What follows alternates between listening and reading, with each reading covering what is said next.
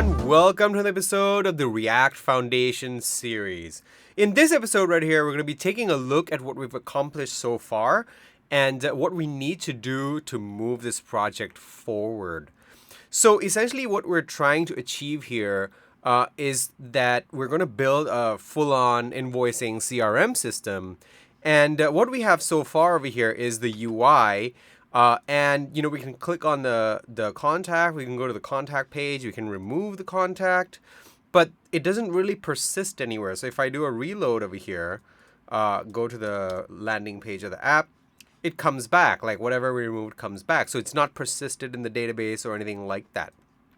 Now we have kind of like the basic shell setup. There's MobX, there's React Router, and then there's the React stuff itself with the pure CSS framework. So the next step is we need to be generating a Rails app for that's going to be basically the API backend for this front end. So if you've seen the previous lab report, I talk about the new Codemy UI. So we're going to be leveraging some of the stuff I learned from there to generate our first our Rails app, our Rails API application. So to do that, let's hop right over into the terminal. So here we are. So what I'm going to do is I'm going to generate a new Rails app, and I'm going to use this command over here. All right, so let's take a look.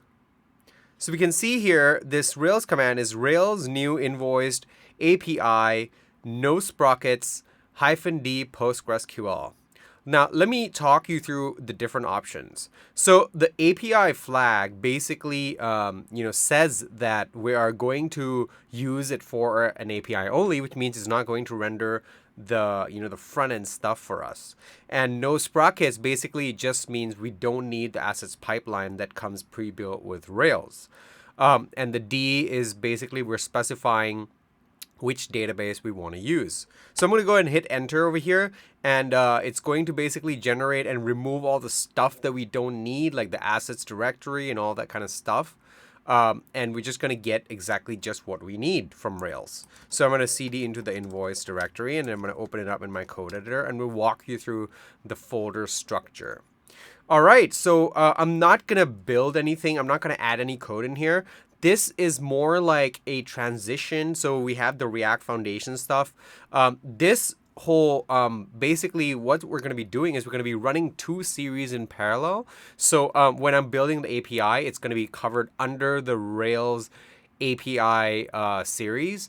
And when I'm going back to building the React stuff, it's going to be under the React Foundation series. So now this point is the point where from the next episode onwards, it's going to be the Rails API. We're going to start, filling out the API, and then we're going to get the front end to interact with the back end. All right, so let's look at the folder structure. As you can see in the app here, there is no assets folder that comes by default usually. There's the config folder, and everything in here is Ruby. There's no JavaScript, there's no CSS, nothing like that. And that's the way we like it, because we want to have them all separate. Okay, so far so good. So that's basically going to wrap it up for this episode. I'm going to make this episode a free episode. And in the next episode, we're going to be switching over into the Rails API series. And, I'll link back and forth between the two series. So basically, we'll be building the API backend, then we'll switch back to the front end, and we'll go back and forth like that. So that, we have at the end of the course, we're going to have the API, and we're going to have the front end, and they're each their own course as well. All right, guys, I'm going to wrap it up for this episode, and I'll see you guys in the next one.